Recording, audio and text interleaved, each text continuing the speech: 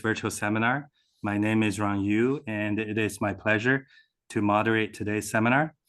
Today's speaker is Dr. Maya Mathur, and the title of her presentation is A Common Cause Principle for Eliminating Selection Bias in Causal Estimates through Covariate Adjustment. However, before I turn it over to Maya, I would like to take a few minutes just to introduce our local chapter.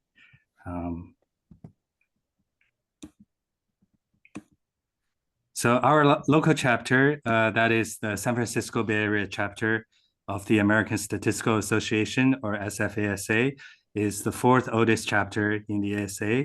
Our local chapter was chartered in 1928, almost 100 years ago, and it currently has approximately 500 members across the Bay Area. We organize virtual seminars such as today's seminar, ASA traveling, short courses, the annual in-person events.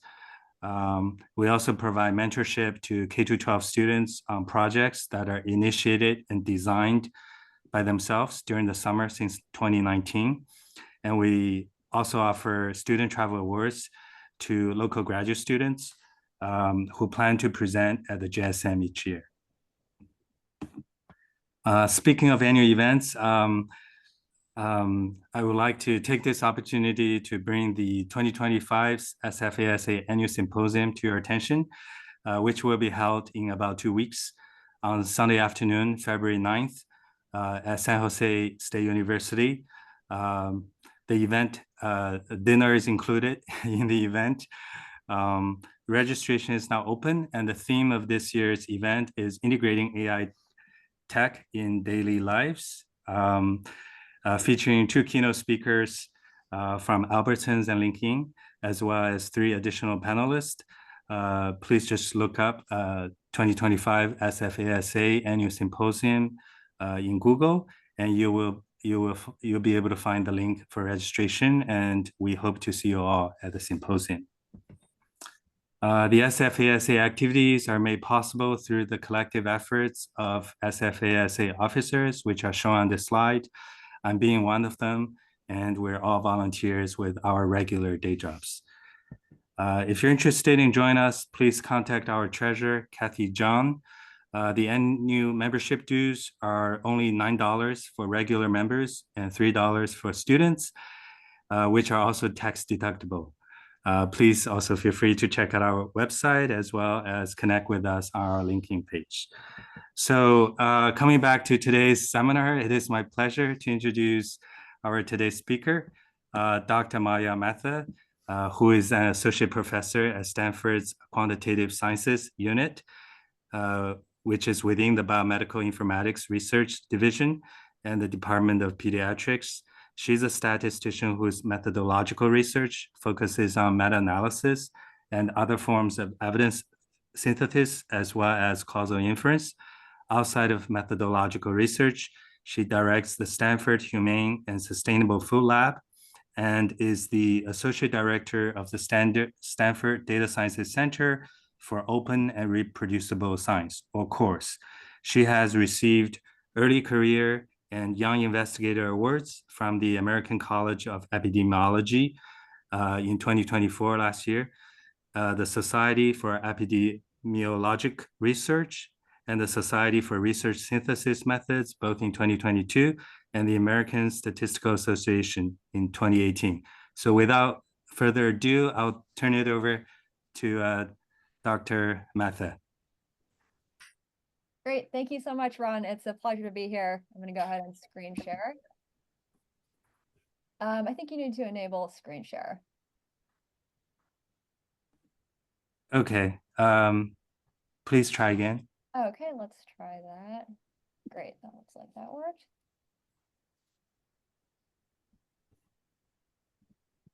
And how do you want to handle questions, Ron? Is it fine for people to just jump in, or? Whichever you prefer. Okay, either way is just fine with me. Yeah, folks, feel free to ask questions whenever and however you want. It should be full screen now, I believe. Yes, it is. Great. Yeah, so as Ron said, I'm going to be talking today about selection bias and in particular using covariate adjustment to eliminate selection bias in causal estimands. This is joint work with Tyler Vanderweel at Harvard and Ilya Spitzer at Johns Hopkins. Great collaborators. So selection into analysis can happen in a few different ways. It could be an inherent feature of the way we collect data, for example, with case control sampling, or if we, for example, sample participants who have pre-existing health conditions that are related to the outcome of interest.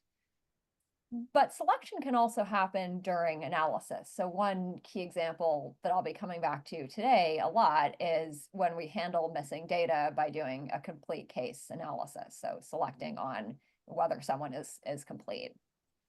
Or in analysis, we also might condition on certain kinds of covariates that are post-exposure, which could then also introduce selection bias.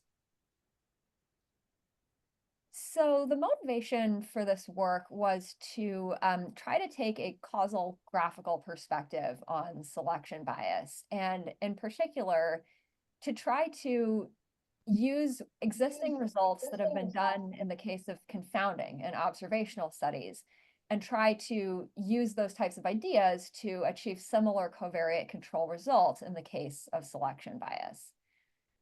So let's start with kind of the familiar case of confounding. So there's different possible definitions of confounding, but one common graphical definition is bias that arises due to a backdoor path between our exposure A and our outcome Y. And we're familiar with eliminating confounding, at least in principle, in an ideal world, by controlling for appropriately chosen covariates. And thankfully, if we have a directed acyclic graph or a DAG in hand depicting the causal relationships among all the variables, then we can use well-known and simple graphical rules to tell us which variables we would need to control. So, for example, one principle that's especially well-known is called the common cause principle. And this goes back to some of Pearl's relatively early work, and says that if we can collect all the variables that affect both the exposure and the outcome, in other words, their common causes, then adjusting for that set of variables will always suffice to eliminate confounding. So just as two simple examples, in the DAG on the left, we have, this is sort of the most basic confounding graph you can have. There's only one common cause of A and Y, and that's V. And indeed, if we were to condition on V in analysis, that would suffice to eliminate the confounding. In the graph on the right, we have another variable W that is a common cause of A and Y, and so is V. And so once again, if we were to control for both W and V in analysis, that would suffice to eliminate the selection bias. Now, in this graph, you could actually, it's also a sufficient set to only condition on W. But the point of the common cause principle is just to give us at least some set, not necessarily a minimal sufficient set, but some set. And the point of this too is that we don't need to know the details of what kind of causal structure we're in order to reason through what the common causes might be. Okay, so the goal today is to try to provide analogous results for selection bias. And so the short version of the take home is going to be that when the causal structure is such that covariate control can work to eliminate selection bias, then controlling for the set of common causes of the outcome and the selection indicator, not the exposure and the outcome as in confounding. What's the weather outside? Good afternoon, Julie. Currently, in Foster City, it's 50. We're getting some weather, that's helpful. It's not the common causes of the exposure and the outcome, rather it's the common causes of the outcome and the selection indicator.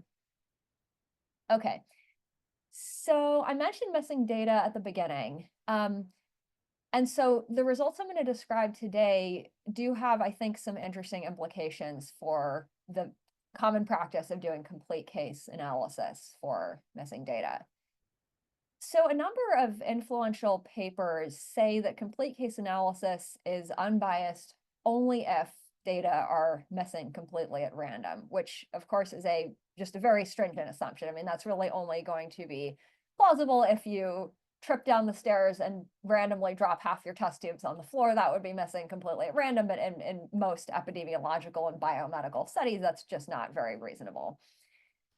So on these grounds, these papers have often argued that complete case analysis is just categorically inferior to methods that make the weaker missingness at random assumption, like multiple imputation.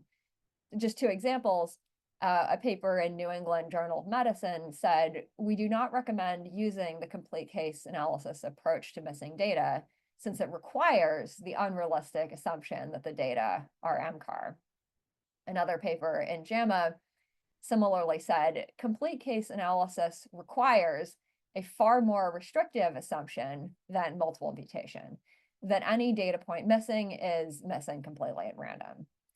So I'm going to offer a counterpoint, which is that in the specific context of estimating average treatment effects, we should actually routinely conduct a careful, in other words, a carefully adjusted complete case analysis along with MAR assuming methods like imputation, not as a replacement, but as two complementary approaches that actually have different strengths and weaknesses. Okay, so what exactly do I mean by selection bias? So just heuristically, I'm talking about situations where our estimand is defined for some general population, but we obtain our estimate among only a selected subsample, which I'll denote R equals 1. And heuristically, we can think of selection bias as reflecting at least one of two different sources. So perhaps the more intuitive one is what we might call external selection bias, as Westrick and Liu, for example, have called it. An external selection bias is essentially a generalization problem where there is effect measure modification by R. And so the results in the selected group are just not representative of those in the general population. The other one is internal selection bias. And this is something that it could occur due to collider stratification, to put it in graphical terms, related to conditioning on the selection indicator. I'll return to this on the next slide. All right, so let's look at these two sources of bias in a sort of classic simple selection bias DAG. So in this DAG, we've got our exposure A and our outcome Y, and this is an M-bias structure, which is something where we've got this collider variable R that's conditioned, and then we have this sort of confounded structure where there's a backdoor path between A and Y that is unblocked once we condition on R.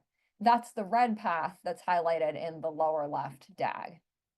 For this reason, once we condition on R by doing a selected sample analysis, not only are we potentially not getting the causal estimand in the general population, but we also might not even be getting a causal estimand for the selected population. And that's because we have this, what you might think of as induced confounding. We have what is essentially like a confounding path between A and Y due to this collider path through R. So that's internal bias. External selection bias can be viewed as, once again, some form of effect measure modification by R. So here, the variable V is what's sometimes called an effect measure modifier by common cause. I'm sorry, R is an effect measure modifier by common cause, and that's because it shares a cause V with Y. And so for that reason, even the true causal effect in the selected group may not generalize to the broader population. So in a little more detail, I'm going to use subscripts to denote counterfactual. So Y sub A1 and Y sub A0, respectively, are the outcomes we would observe under fixed treatment assignments A1 and A0. We're going to consider conditional average treatment effects for some arbitrary conditioning set Q.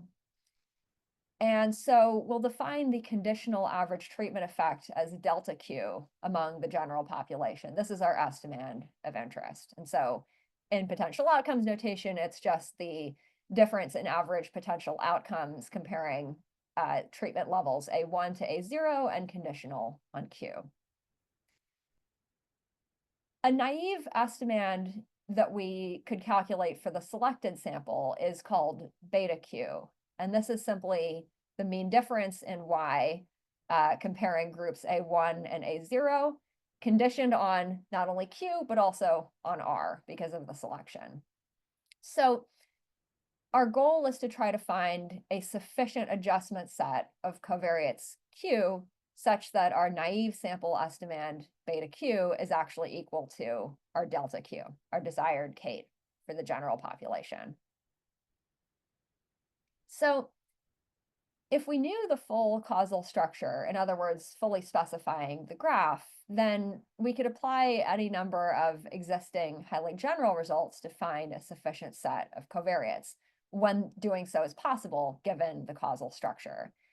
And just to name a few, perhaps the most general one is Ilya Spitzer and Yuta Pearl's conditional ID algorithm, which will basically give us sufficient sets for arbitrary conditional interventional distributions. There are also other versions that are more specific to the setting of conditioning or selection.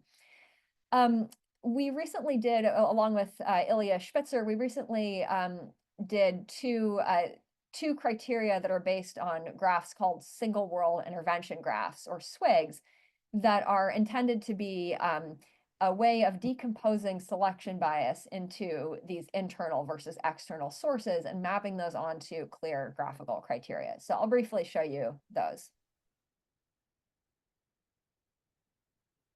So just briefly, for those who haven't seen SWIGs before, first of all, they're really cool. If you've ever found yourself confused by things like the do calculus and DAGs, especially in the context of post-treatment selection, SWIGs are really a nice tool to kind of clarify those things. And I learned a lot about them in working on this paper. So a SWIG is basically like a DAG, except that it corresponds to a specific intervention on the exposure. And the intervention is depicted by splitting the relevant nodes, so here the node for A, into a random component, which is the capital A on the left. That's the value that the exposure would naturally take if we don't intervene on it, as well as a fixed or intervene component, little a, on the right. This is the value that we've chosen to assign to the treatment. And so with a graph like this in hand, it turns out we can check essentially two simple graphical criteria to tell us if there might be internal selection bias, external selection bias, or both. So just briefly, the first condition is essentially asking whether there are any backdoor paths between YA and A once we condition on R and our candidate conditioning set Q in the graph. And that's telling us whether there may be internal selection bias. The second criterion is asking whether YA is deconnected to RA conditional on Q in the SWIG. So it's essentially asking about any type of path between R and YA that's unblocked conditional on Q. So if we were to find a set of variables Q in the SWIG that fulfill these criteria, like, for example, W would work here, as would W and V, then we could try to collect and adjust for those variables so that we would not have selection bias. And we can formalize internal and external selection bias as follows. So let's first talk about relatively simple cases where the selection is not affected by the exposure. I'll return to the more complicated cases in a minute. So in these simple cases, we can formalize internal selection bias as a discrepancy between our naive estimand beta Q and the Kate specifically in the R equals 1 group. So that Kate, in other words, is just the treatment effect condition on R equals 1 and Q. And as I said, if this first condition holds, then there's no internal selection bias. So we could do our selected sample analysis, and that would at least give us a causal effect for the selected group. So in this graph, conditioning on any subset of V and W would suffice to eliminate the internal selection bias. Again, if R isn't affected by A, we can also formalize external selection bias as a discrepancy between the true conditional average treatment effect in the R equals 1 group and that in the general population. Now, calling it a bias is a little bit of a misnomer, right? Because this is talking about two different population parameters rather than an estimator and a population parameter. The reason we refer to it this way is to make a connection to previous epi methods papers that refer to these as biases, but it's a different, you can think of it more as an external contribution to selection bias. So if the second condition holds that such that YA is deseparated from RA given Q, then that guarantees no external selection bias. And in this graph, we could condition on W or W and V, but V alone would not work because that would not deseparate YA from R. So what about the more tricky cases where R actually is affected by A? Well, this actually poses some interesting conceptual challenges for even defining at the outset what estimans we're interested in for quote unquote the selected group. And the reason for that is that the selected group actually comprises different people under different interventions, because by definition, we're talking about cases where the intervention A affects selection. And so there's not really one selected group. There's the selected group that we see in front of us, the factual selected group. But the people who would be in the selected group under different interventions are different people. And so just talking about the selected group is thorny in these cases. So I won't go into this in a whole lot of detail, but basically, even in these situations, you can still apply the same graphical rules and you still get a decomposition into what we then were calling internal selection bias and net external selection bias. The difference is that it doesn't refer to the Kate among the factual selected group. And that's because it's not very meaningful, right? That group is, again, a moving target. Instead, the decomposition makes reference to what's called the net treatment difference. And this is not a causal effect, but rather it's the net difference in average outcomes we would observe among the selected groups in two different worlds. One world where we've intervened to set A to A1, and one world where we've intervened to set A to A0. So it's not a causal effect because it's not conditioning on a fixed set of people. It's asking a different question. It's a net, quote unquote, effect of the intervention that includes the intervention's effect on who is even in the selected group to begin with.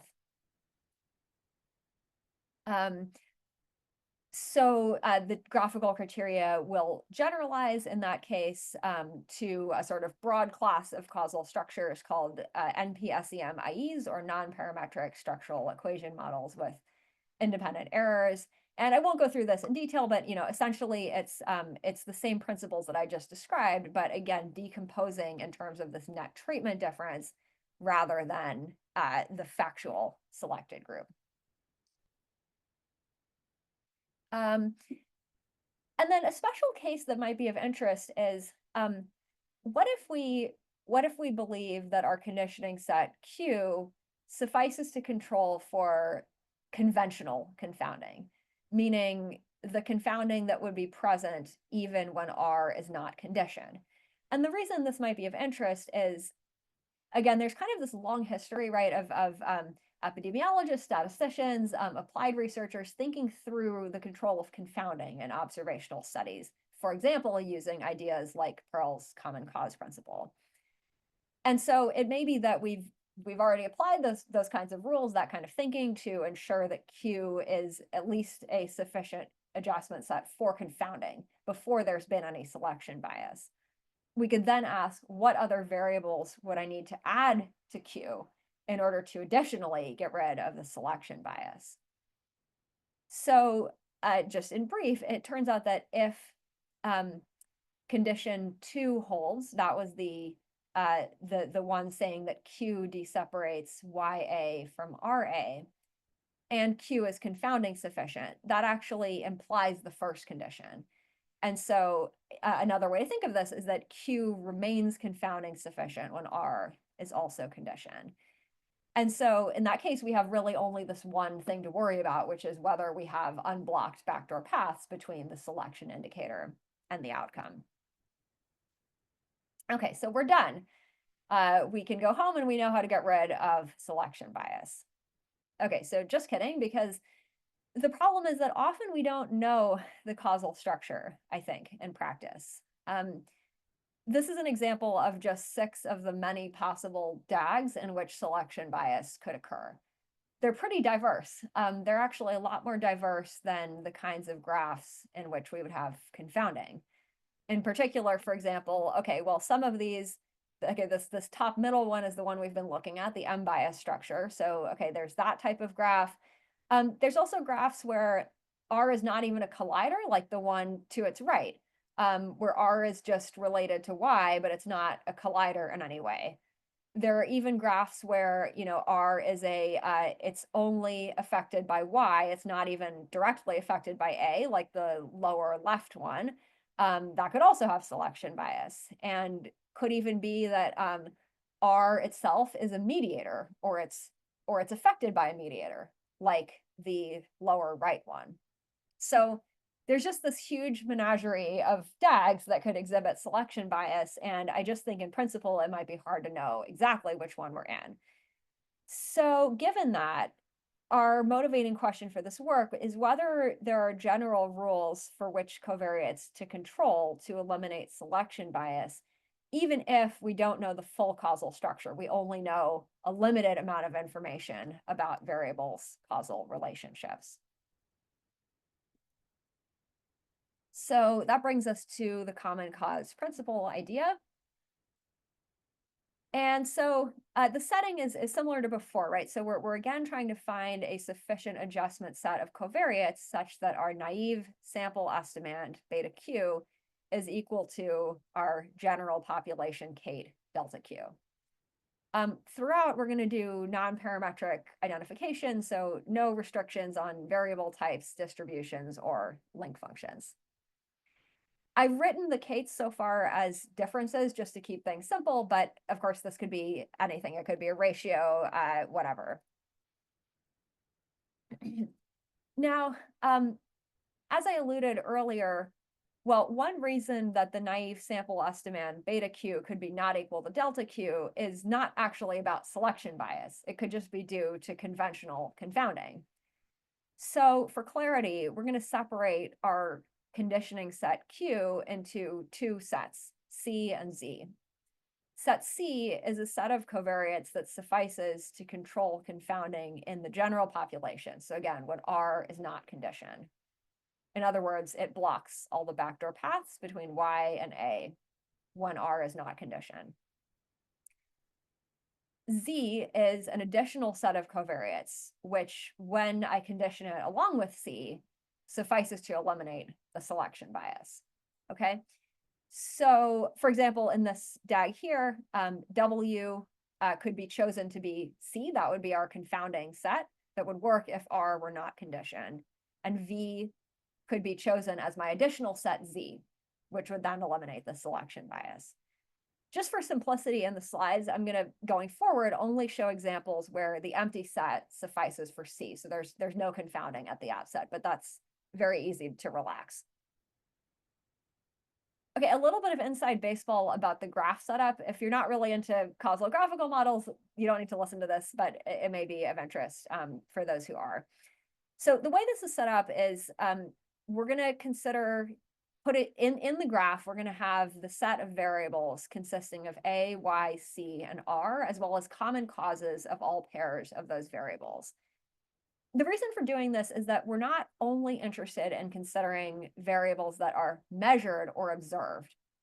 We're interested in asking the broader question, what if I could, in designing my study, for example, decide which variables to collect based on what I would need to condition on in analysis to get rid of the selection bias. we're then assuming that there's an underlying causal DAG, and we're considering its subgraph G, which has these nodes as its set of nodes. As such, there are not going to be any bidirected edges in these graphs, meaning those denote things like unmeasured confounders, so variables that are not observed, but are common causes of variables in the graph. And again, that's because we're considering the whole universe of variables that we could choose to collect to get rid of the selection bias. Okay, that's the end of the inside baseball. Okay, now we also need some ground rules because we don't want to control for covariates that introduce other kinds of bias at the expense of getting rid of the selection bias. So in particular, we don't want to consider conditioning on descendants of Y or R, meaning variables affected by either of those. That's because, well, descendants of Y would give us something that's not a causal effect when conditioning on that. Descendants of R might get rid of the selection bias with respect to R, but it just passes the problem on to another variable that's affected by R. So that also doesn't help. Additionally, we're interested in identifying total effects in this. And so we don't want to condition on mediators nor descendants of mediators. And taken together, these kinds of variables are sometimes called forbidden nodes in the graph. So we're going to exclude forbidden nodes from our set of nodes that we'll consider. Okay, so the first of two main theorems is that if there exists a sufficient adjustment set for the causal structure, then the set Z, defined as all common causes of R and Y, excluding A and descendants of A, is itself a sufficient adjustment set. So let's look at a couple of examples. All of these graphs are ones where a sufficient set does exist, and indeed, in all of these, the variable V is the only common cause of Y and R, and so conditioning on V in analysis would indeed suffice to eliminate selection bias. And importantly, we didn't need to know which of these structures we were in, or even which of a much broader range of possible graphs we were in order to know that V was a sufficient set. It sufficed to reason about the common causes of R and Y only. It's also interesting to note that going back to the missing data framing, some of these cases could be missing not at random. So for example, in this first graph, as a simple toy example, let's suppose that A is the only incomplete variable. So that means that the complete case indicator R is just an indicator for whether A is observed. Now that's missing not at random because the missingness in A is associated with A itself, which is an incomplete variable. And it's associated even conditional on the other complete variables. So it's missing not at random, no guarantees that multiple mutation will work, no guarantees that IPW will work, and yet we do have a theoretical guarantee that complete case analysis will. And again, that's non-parametrically, that holds non-parametrically, and it holds regardless of the link function. Okay, so all of that stuff I said in theorem 1 was conditional on a sufficient set existing for the causal structure. Now, what about cases where it doesn't exist? So one of the interesting things about selection bias when compared to confounding is that with confounding, there always is a sufficient adjustment set out there if we're willing to collect any possible variable.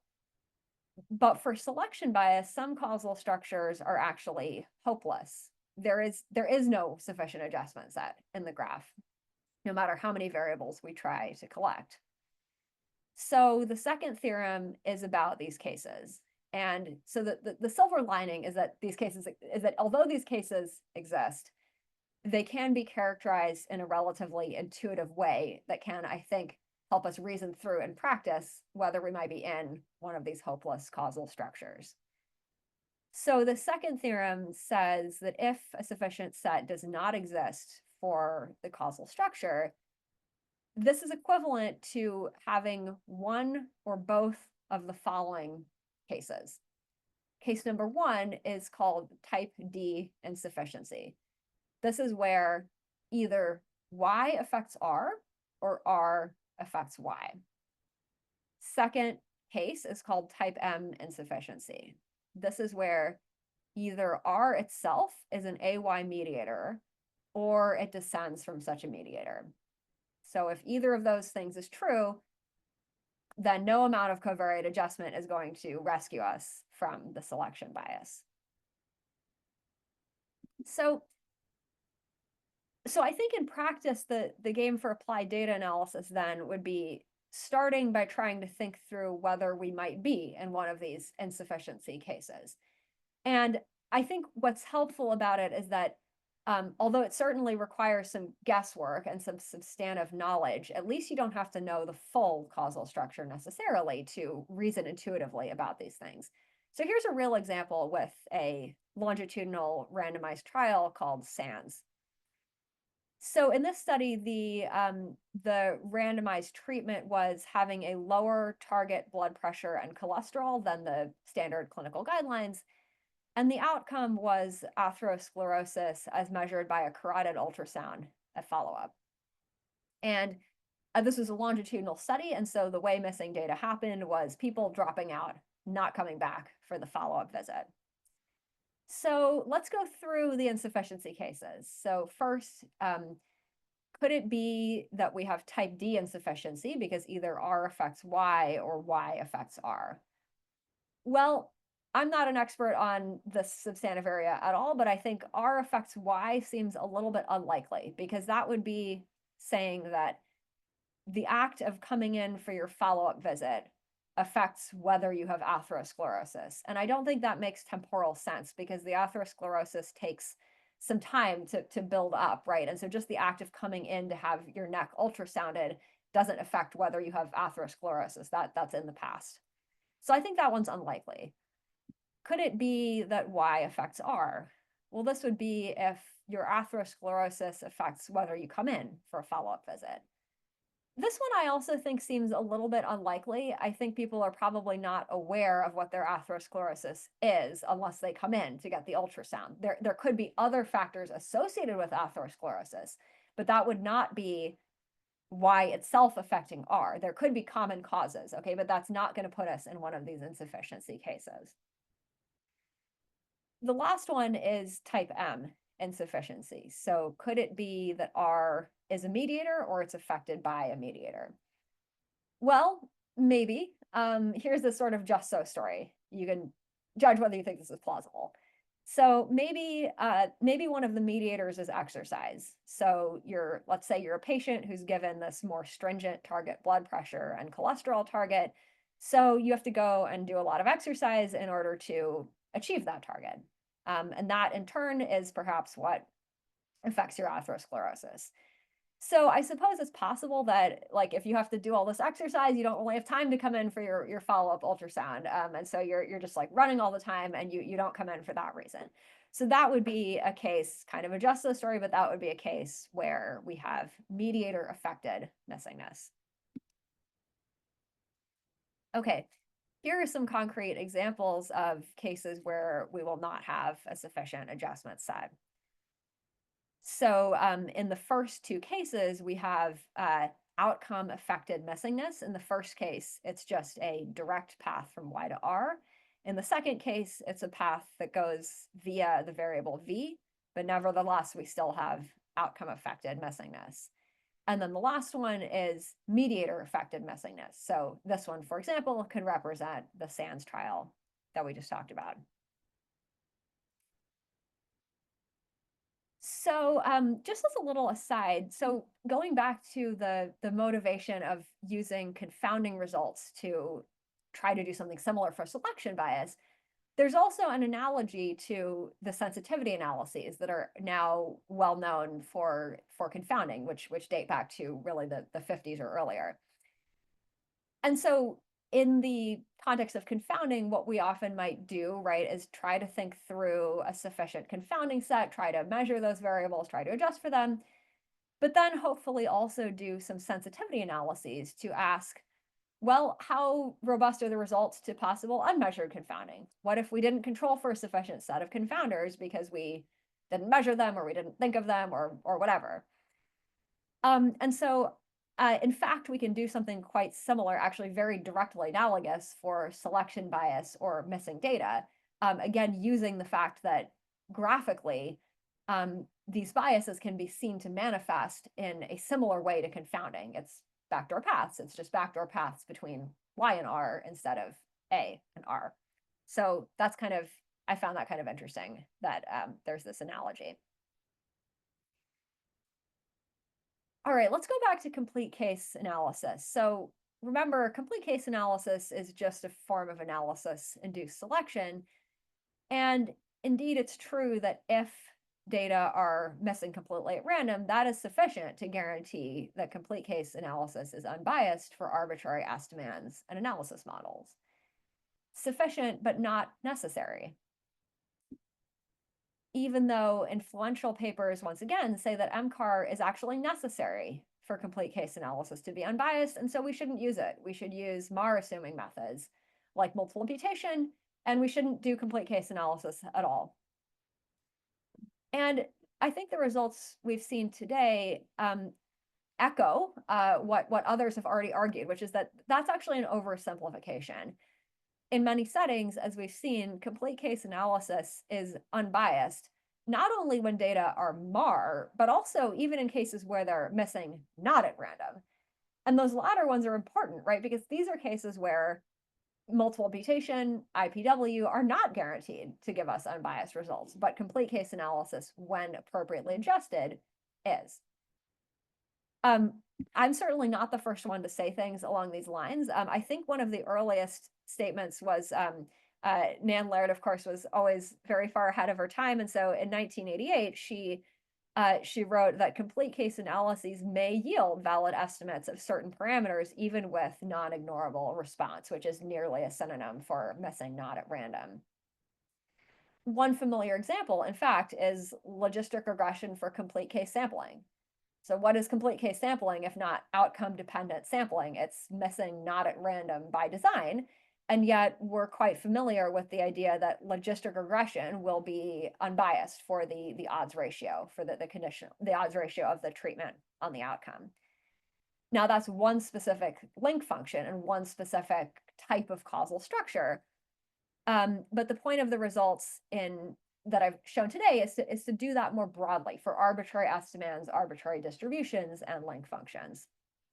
So the critical point is that if you adjust for a sufficient set, for example, using the common cause principle or using the SWIG criteria, if you have more knowledge of the causal graph, then complete case analysis will be unbiased, even when allegedly better methods like multiple imputation are biased.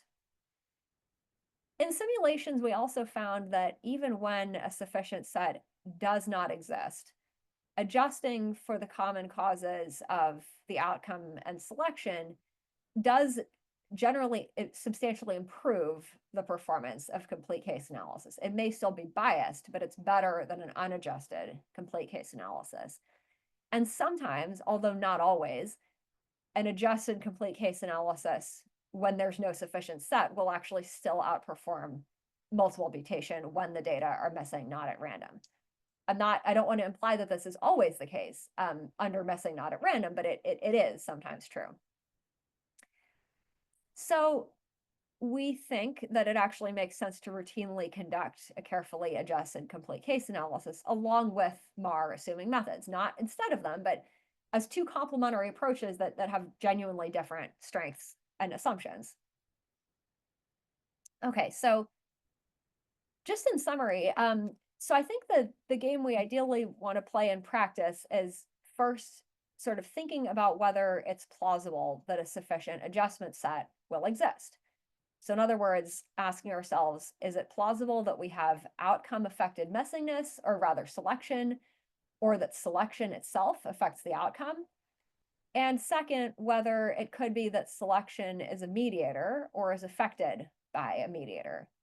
And if any of those things is true, then a sufficient set won't exist. And then next, it makes sense to try to collect and adjust for common causes of Y and R. And an interesting wrinkle here is that these variables could actually be temporally after the exposure. So unlike for confounding, where it would always in principle to suffice to collect pre-exposure variables, temporally pre-exposure, that is not the case with selection bias. There could be common causes of Y and R that are temporally after the exposure A. So we might need to think about this during study design, not just after we've already collected the data. And this consideration is actually a little bit like with mediation analysis, where one of the key assumptions is no mediator outcome confounding. Mediator outcome confounders likewise need not be pre-exposure variables. And so just as in mediation analysis, we really better plan ahead for which confounders we're going to collect, because they may not just be in our standard baseline set of confounders. So too, in the case of selection bias, we should really think about this at the study design phase, that there may be additional variables we need to collect beyond just the standard set of confounders.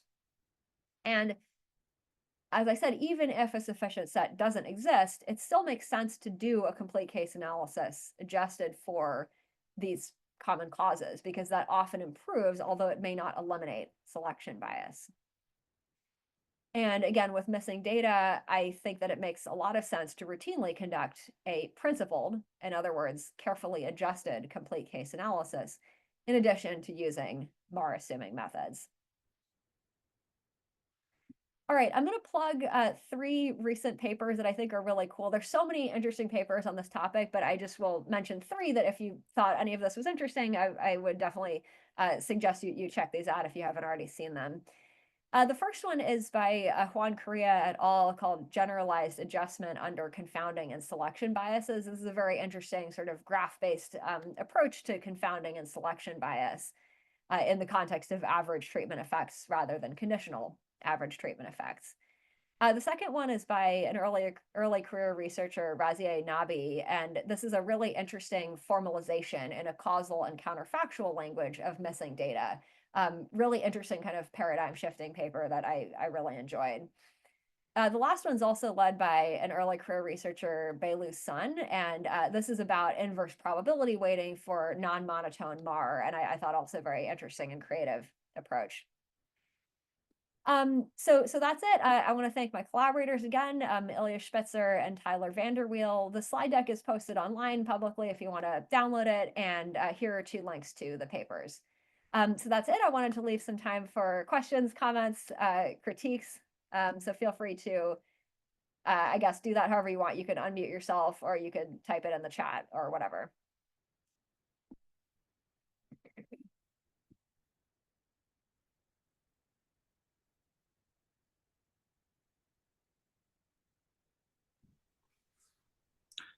Yeah.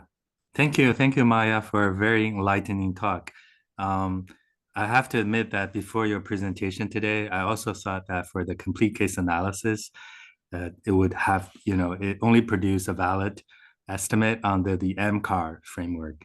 I didn't realize that you said that actually that's sufficient, but not necessary.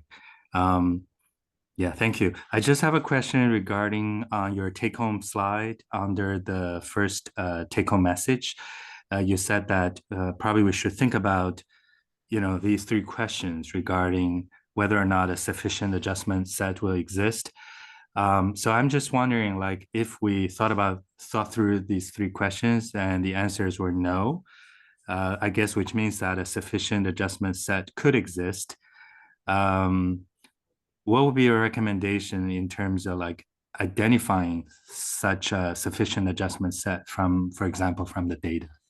Yeah, it's a great question. Yeah, so I think this really comes down to the same kinds of substantive considerations that happen when we think about confounding. So in the confounding context, we're asking ourselves, well, what variables do we think are plausibly affecting both the exposure and the outcome? And so here the question is really about the outcome and the messiness or the selection indicator otherwise. And so it's a little bit similar. I mean, in a way, I think it's actually much easier to think about than missingness at random. So I think we often think about, okay, missingness at random is, it's about the missingness mechanism is independent of the variables that are incomplete, conditional ones that are complete. It's actually even more complicated than that, because it's about sort of pattern indicators being independent, and it's within each pattern. So in a way, I think this is almost easier to think through than missingness at random, in that it's really asking us to think about the causal relationships between variables. It's just saying, how, like, think about the missingness mechanism, like how is the missingness happening?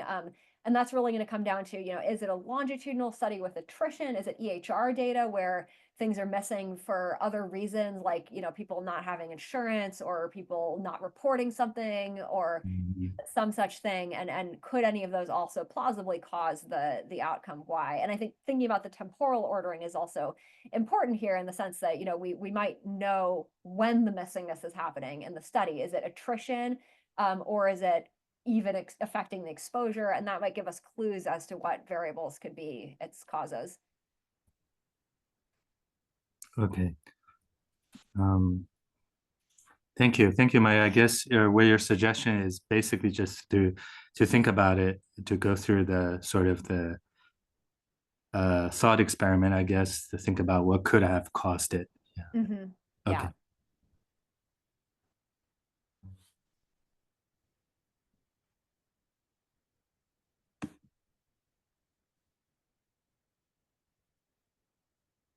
I just saw a question pop up in the chat from Than. I hope I'm saying your name right. The ability to evaluate whether sufficient set exists or not is ultimately predicated on knowing the disease biology very well, or well enough. But we cannot know everything. So will unmeasured confounding and selection bias always be a risk? Yeah, it's a great question. I think it is. I think it is always a risk. And as you said, it's a risk with confounding and with selection bias. Anytime we can't randomize, or on the other hand, anytime we have a selected sample or missing data. And I do think that's where sensitivity analyses become important. Now, one thing that's interesting about missing data that is not generally true with confounding is that there is a sensitivity parameter that we typically know for missing data, which is the proportion of missing data. It may not be true for selection bias, like more broadly selection bias. There could be cases where we have a selected sample and we don't really know the proportion of the general population that we're looking at. But with missing data, we do know the proportion. So it actually is helpful because that parameter can be embedded in the sensitivity analyses and can really constrain the severity of bias that can happen. The other consideration here is that sort of similarly to confounding, right? With confounding, the amount of residual bias that can happen due to unmeasured confounders is related to the strength of confounding produced by the unmeasured variables, conditional on the variables that actually have been measured and controlled. And so the more variables that are measured and controlled, the harder and harder it is for an unmeasured variable to have sufficiently strong independent strengths of associations to really cause substantial bias. And the same thing, something very analogous, is also true for missing data. And so the sensitivity analyses kind of capture that and help you reason through whether it's plausible that a variable could actually be that strong, so as to explain away the results. Tatjana asks, can you recommend using the SenseMaker package for analyzing unmeasured confounders? Yeah, so that is a nice package by Carlos Chinelli and Chad, I think is for Chad Hazlitt at UCLA. And yeah, it's good. It's very good. It's an interesting approach. For those of you who've heard of e-values, it's sort of analogous. The two things are kind of nice complements to each other. So SenseMaker is really looking at OLS regression and is parameterizing the severity of confounding in terms of like partial R-squareds. E-values are based on risk ratios, and then when you have other effect measures, converting them to risk ratios. So I think SenseMaker is great. I haven't actually used the package, but I think the approach makes a lot of sense, especially if you're in an OLS context. If you're not in an OLS context, then something like an e-value would make sense.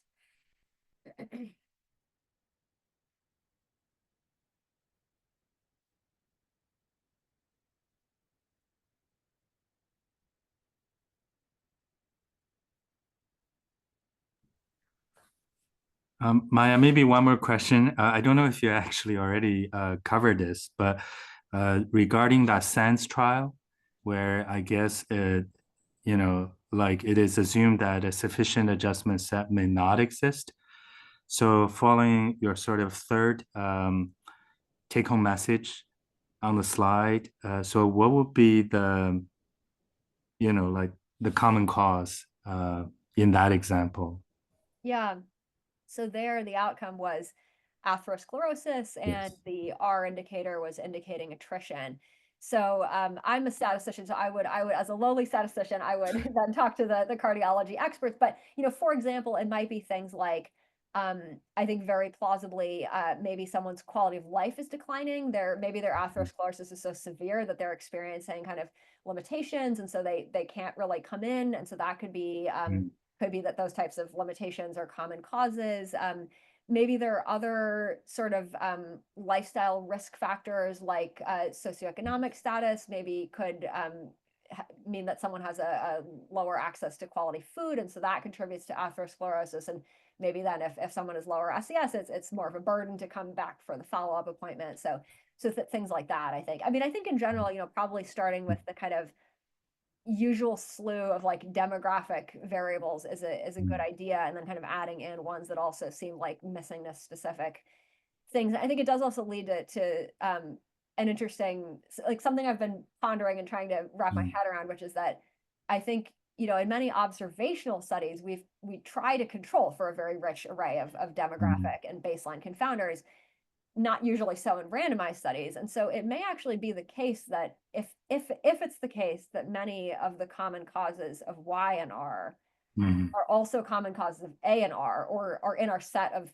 candidates for that, it may be that we've actually controlled for a lot of them already, which is very interesting, because it's almost like one case where, and I want to say this is pure speculation on my part, but it's one case where maybe we're actually sort of on better footing with observational studies with respect to missing data than we are with RCTs, all else equal. I mean, all else is not equal because there's different mechanisms of dropout, et cetera. But like in terms of having controlled for plausible common causes, we may have done that better in a typical observational study than a typical uncontrolled RCT. Yeah, that's very interesting. Yeah, thank you, Maya, for sharing your thoughts on that. Okay, so I don't know if anyone else have any more questions. If not, please let us thank our speaker, Maya, Dr. Maya Mathur again. Thank you. Thank you all for having me. Thank you, Ron. It was a pleasure to be with you all.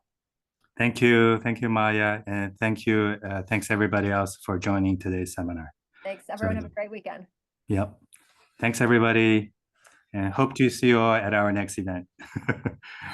Bye, everyone.